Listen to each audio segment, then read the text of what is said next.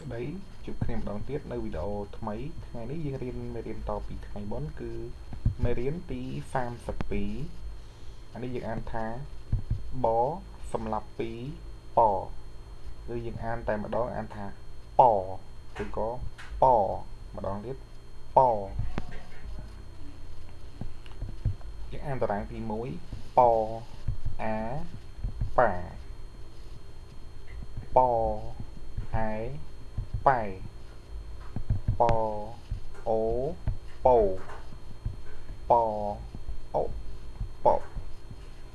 ពអៅប៉ៅពអាប៉ះពអ៊ូពួព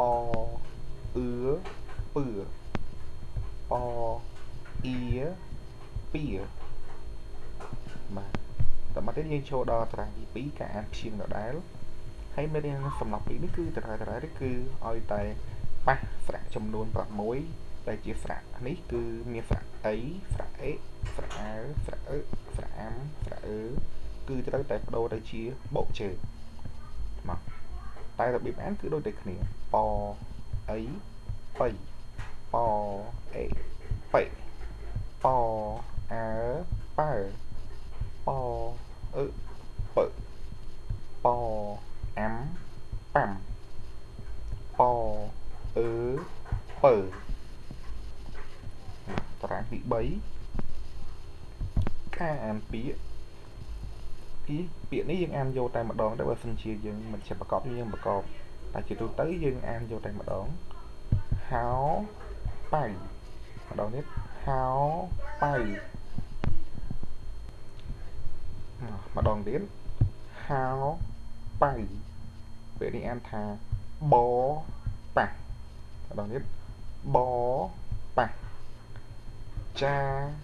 ប៉ៃប៉ាប៉ៃអតាពោចំប៉ៃចៅពេតាប៉ោមកទទួលតាមអាំម្ដងទៀតហៅប៉ៅបប៉ះចាប៉ៃប៉ាប៉ៃអតាពោចំប៉ៃខុសគ្នាណាអានេះអានថាចំប៉ៃអានេះអានថាចាប៉ៃចៅពេតាប៉ោចូលមកដល់ការអានអត្ថបទខ្លីការអានអត្ថបទខ្លីចៅពេបេះចំប៉ៃតាប៉ោចេះកេះចាប៉ៃតាប៉ោចេះប៉ះខោដែរចៅពេទៅបេះចំប៉ៃ